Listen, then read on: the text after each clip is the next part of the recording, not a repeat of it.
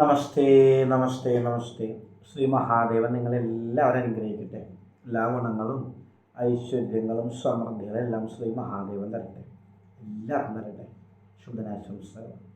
നമ്മൾ ഈ ആഴ്ച പറയുന്നതെന്ന് വെച്ചാൽ കർക്കിടക നക്ഷത്രങ്ങൾ, അതായത് പുണർദം, പൂയം, ആയില്യം നക്ഷത്രങ്ങളുടെ ഫലങ്ങളെ പറ്റിയാണ് ഈ ആഴ്ച പറയുന്നത്.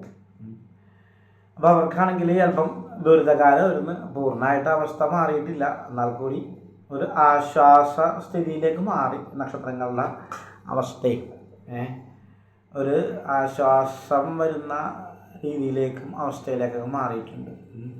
ധനമായിട്ട്, കർമ്മരംഗമായിട്ട് ബന്ധപ്പെട്ട്, ദാമ്പത്യമായിട്ട് ബന്ധപ്പെട്ട്, അങ്ങനെ അനവധി കാര്യങ്ങളായിട്ട് ബന്ധപ്പെട്ട് കുറച്ച് ബുദ്ധിമുട്ടുകളായിരുന്നു ഈ നാളുകാർക്ക്.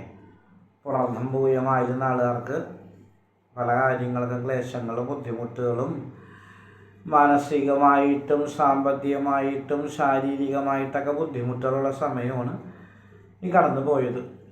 അപ്പോൾ അതിൽ നിന്ന് ചെറിയൊരു വ്യത്യാസം, വലുതല്ല, ചെറുതായിട്ട് ഒരു വ്യത്യാസത്തിനുള്ള ഒരു സമയമായിട്ടുണ്ട്. അതിലൊരു മാറ്റം ജീവിതത്തിൽ പല കാര്യങ്ങളിലും കാണിക്കും.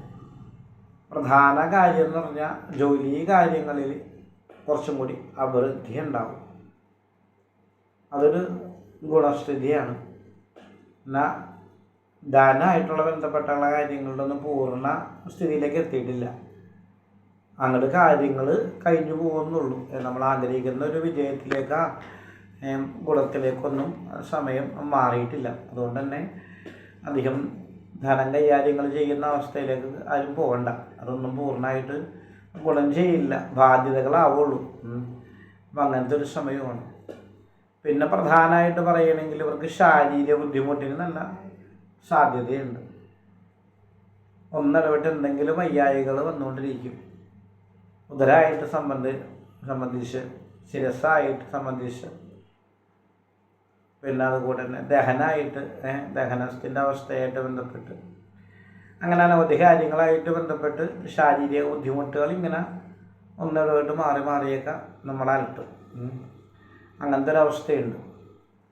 പിന്നെ പറയുകയാണെങ്കിൽ അനാവശ്യമായിട്ടും അനാവശ്യം എന്നുള്ളതൊക്കെ അനവധി യാത്രകളൊക്കെ പുറപ്പെടും. ഒരു യാത്രകളിലൊക്കെ പങ്കുചേരും. ഒരു യാത്രകളിലൊക്കെ നമ്മൾ ഏതെങ്കിലും രീതിയിലൊക്കെ ചെന്ന് പെടും. അതിനകത്ത് ചില കാര്യങ്ങളിലൊക്കെ നമ്മൾ ആഗ്രഹിക്കുന്ന സന്തോഷ സ്ഥിതികളൊക്കെ കിട്ടും. പിന്നെ കർമ്മരംഗം, ജോലി രംഗം, പ്രവർത്തന മേഖല, അതിനകത്തൊരു മികവ് വരും. ചെറുതാണ്, വലുതായിട്ടൊരു മികവും ഗുണസ്ഥിതിയല്ല. ഒരാശ്വാസം വരുന്ന ഒരവസ്ഥയിലേക്ക് എത്തും നക്ഷത്രക്കാരുടെ സ്ഥിതി. പുറത്തും പോയായ നക്ഷത്രക്കാരുടെ സ്ഥിതി ഈ കഴിഞ്ഞ കാലഘട്ടത്തിൽ നിന്നൊക്കെ ഒരു ആശ്വാസ സ്ഥിതിയിലേക്ക് മാറി തുടങ്ങും. ഈ പുതിയ മാസം, പുതിയ സമയമൊക്കെ അത് ഗുണമാണ്. അതിലുപരി ഈ ധനമായിട്ടുള്ള കാര്യങ്ങൾ ശരിക്കും ശ്രദ്ധിക്കണം. അതിനകത്ത് പല ബാധ്യതകളും ബുദ്ധിമുട്ടുകളും ക്രമക്കേടുകളൊക്കെ സംഭവിക്കും. അതൊക്കെ ശ്രദ്ധിച്ച് കൈകാര്യം ചെയ്യാനുള്ള അവസരവും സമയമൊക്കെ ഉണ്ടാക്കണം. പിന്നെ ദാമ്പത്യ ജീവിതത്തിൽ അനവധി കലഹങ്ങൾ വന്നു ചേരും, ഭിന്നമായിട്ട് നിൽക്കുന്ന അവസ്ഥകൾ വരും. ചില ആൾക്കാർക്ക് അങ്ങനത്തേക്കുള്ള രീതികളൊക്കെ ഉണ്ട്. അപ്പോൾ അതൊക്കെ ഒന്ന് ശ്രദ്ധിക്കണം.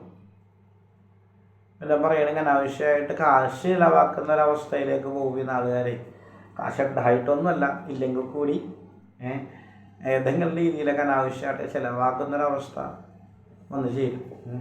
അതൊക്കെ മനസ്സിൽ തന്നെ കുറേ ത്യജിച്ച് ഒഴിവാക്കുക എന്നുള്ളതാണ്, ഒഴിവാക്കി പോരുക എന്നുള്ളതാണ്. അല്ലെങ്കിൽ ഉള്ളതിൻ്റെ ഇരട്ടിയാവും ബാധ്യതകളെ. അതുകൊണ്ട് അങ്ങനെയുള്ള എന്തെങ്കിലും കാര്യങ്ങളിലൊക്കെ നമ്മളെ പറ്റിക്കാനും നമ്മളെ ഒന്ന് പെടാനും ഒന്നും അവസരം ഉണ്ടാക്കരുത്. കാരണം അങ്ങനത്തെ സമയമാണ്. ഈ നാളുകാരുടെ സ്ഥിതി അങ്ങനെയാണ്. ആരെങ്കിലും മുഖേന എന്തെങ്കിലും പറഞ്ഞൊക്കെ നമ്മളുടെ കുറച്ച് കാശ് കാര്യങ്ങൾ തട്ടിയെടുക്കാനൊക്കെ ആയിട്ട് ആൾക്കാർ നമ്മളിൽ വരും. നമുക്കങ്ങനെ പോകാനുള്ള അവസ്ഥകളും ഉണ്ട്. അപ്പം നമ്മളത് ഒന്നും സാരമായിട്ട് കാണണ്ട. അത് ബുദ്ധിമുട്ട് തന്നെയാണ്. അപ്പോൾ അതൊന്ന് ശ്രദ്ധിക്കണം പ്രധാനമായിട്ട്. പിന്നെ പറയണമെങ്കിൽ പല രീതിയിലും ധനം ചിലവാക്കാനുള്ള മനസ്സുകൾ വന്നു ചേരും. സ്ഥലം വാങ്ങിക്കാനും വീട് വാങ്ങിക്കാനും വാഹനം വാങ്ങിക്കാനൊക്കെ ഉള്ള ഒരു മനസ്സിങ്ങനെ ചഞ്ചലായിട്ട് ഇങ്ങനെ നടക്കും. അതിലൊന്നും ഉചിതമായിട്ടുള്ള സമയമല്ലേ ഇത്. അപ്പോൾ അതൊന്നും ശ്രദ്ധിക്കാം. ഉചിതമല്ല ഇപ്പോഴത്തെ സമയം. അപ്പോൾ ഈ സമയത്ത് നമ്മൾ അങ്ങനെയുള്ള ഇതൊക്കെ ഇറങ്ങി കഴിഞ്ഞാൽ നമുക്കുള്ളിൽ പുള്ളി വരറ്റ് ബാധ്യതയാവും, മനക്ലേശങ്ങളാവും, സമാധാനം കുറയും. അങ്ങനെയൊക്കെയുള്ള അവസ്ഥയേക്കാർ പോരുത്. ശരിക്കും ശ്രദ്ധിക്കേണ്ട സ്ഥിതി തന്നെയാണ്. പൂർണ്ണമായിട്ട് ദിവസത്തിൽ മാറിയിട്ടില്ല. വ്രതം പോയില്ല ആയില്ലക്കാർ ശരിക്കും പറഞ്ഞാൽ വ്രതം പോയ ആയില്ലെന്ന ആളുകാർ ഒന്ന് ശ്രദ്ധിക്കുക. കാര്യങ്ങളൊക്കെ അല്പം ഭേദം ഉണ്ടെങ്കിലും നല്ല രീതിയിലേക്ക് എത്തിയിട്ടില്ല. അപ്പോൾ അതുകൊണ്ട് ഒന്ന് ശ്രദ്ധിക്കുക എന്നുള്ളതാണ്. ദുരിതമാണെങ്കിലും ദാമ്പത്യമാണെങ്കിലും അങ്ങോട്ട് ഇങ്ങോട്ടുള്ള യാത്രകളാണെങ്കിലും എല്ലാം ഒന്ന് ശ്രദ്ധിക്കേണ്ട ഒരു സമയമാണ്. പിന്നെ പറയണമെങ്കിൽ വല്ല വിദ്യാഭ്യാസ കാലഘട്ടത്തിലുള്ള ആൾക്കാരാണെന്നുണ്ടെങ്കിൽ അവർക്കൊക്കെ നല്ല വിജയം കൈവരിക്കാൻ സാധിക്കും. അവരെഴുതുന്ന പരീക്ഷകൾ, അവർ പങ്കെടുക്കുന്ന പരീക്ഷകൾ, ടെസ്റ്റ് കാര്യങ്ങളിലൊക്കെ നമ്മൾ ആഗ്രഹിക്കുന്ന വിജയം നമുക്ക് കണ്ടെത്താൻ സാധിക്കും. അങ്ങനത്തെ ഒരു സമയമാണ് വിദ്യാർത്ഥികൾക്ക്. നമ്മൾ പുറത്തേക്ക് പോകാൻ നോക്കുന്ന ആൾക്കാർ, വിദേശ യാത്രയ്ക്ക് പോകാൻ നോക്കുന്ന ആൾക്കാർ, വിദേശത്ത് പഠിക്കാൻ നോക്കുന്ന ആൾക്കാർ, അവർക്കൊക്കെ കുറച്ചുകൂടി അനുകൂലമാണ്. വിദേശത്ത് പോകാൻ ശ്രമിച്ച് നടക്കും, പഠിക്കാൻ പോകാൻ ശ്രമിച്ച് നടക്കും, ജോലിക്ക് പോകാൻ ശ്രമിച്ചാൽ നടക്കും. അങ്ങനെയുള്ള കാര്യങ്ങളൊക്കെ നമ്മൾ ആഗ്രഹിക്കുന്ന രീതിയിലൊക്കെയുള്ള അഭിവൃദ്ധിയും ഗുണങ്ങളൊക്കെ വന്ന് ചേരും. അങ്ങനത്തെ ഒരു സമയമാണ്. വിഷമസന്ധികളുണ്ട് പല കാര്യങ്ങളിലും. മനസ്സിലനവധി വിഷമങ്ങളുണ്ടാവുന്ന ആളുകൾക്ക് അതൊക്കെ തരണം ചെയ്ത് മുന്നോട്ട് പോകണം. പല രീതിയിലൊക്കെ വിഷ്ണു ഭഗവാനെയൊക്കെ പ്രതിപ്രതി മുന്നോട്ട് പോകണം. നാലാ ദുരിതങ്ങൾക്ക് ശമനം വരുള്ളൂ. വിഷ്ണുവിനും മഹാദേവനെയൊക്കെ സ്ഥിരം വഴിപാട് കഴിച്ച് പ്രാർത്ഥിക്കും. ഈ മഹാദേവന് കുറച്ച് നാൾ ധാര കഴിച്ച് പ്രാർത്ഥിക്കണം, വളരെ നല്ലതായിരിക്കും ഈ നാളുകാർ. അതുപോലെ വിഷ്ണുവിന് നെയ്വിളക്ക, സഹസ്രനാമാർജനം എന്തെങ്കിലും കഴിച്ച് പ്രാർത്ഥിക്കുക കുറച്ച് നാളുകാലം. അപ്പോൾ അത് കുറച്ച് ബുദ്ധിമുട്ടിന്ന് മുതൽ കിട്ടാൻ വളരെ വിശേഷമാണ്. പിന്നെ ദുർഗാ ഭഗവതിക്ക് എന്തെങ്കിലും വഴിപാട് കഴിച്ച് പ്രാർത്ഥിക്കുക. ദുർഗാ ഭഗവതിക്ക് ഒരു മധുരോ അഷ്ടോത്തര മന്ത്രാർച്ച എന്തെങ്കിലും കഴിച്ച് പ്രാർത്ഥിക്കാം. അതും ഈ നാളുകാർ അനുഭവിക്കുന്ന ബുദ്ധിമുട്ടിന്ന് ശമനം കിട്ടാൻ വളരെ വിശേഷമാണ്. മഹാദേവനെ കൈവിടാതെ പിടിക്കുക, മഹാദേവനെ കൈവിടാതെ പിടിച്ച് പ്രാർത്ഥിക്കുക. അപ്പോൾ അത് കുറേ ഉപദ്രവങ്ങളും ബുദ്ധിമുട്ടുകളും ബാധ്യതകളും ഒക്കെ മോചനമാകാനായിട്ട് സാധിക്കും. രോഗാദുരിതങ്ങളിൽ നിന്ന് മോചനം കിട്ടും. അനവധി കാര്യങ്ങളുണ്ട്. അപ്പോൾ അതൊന്ന് ശ്രദ്ധിക്കുക.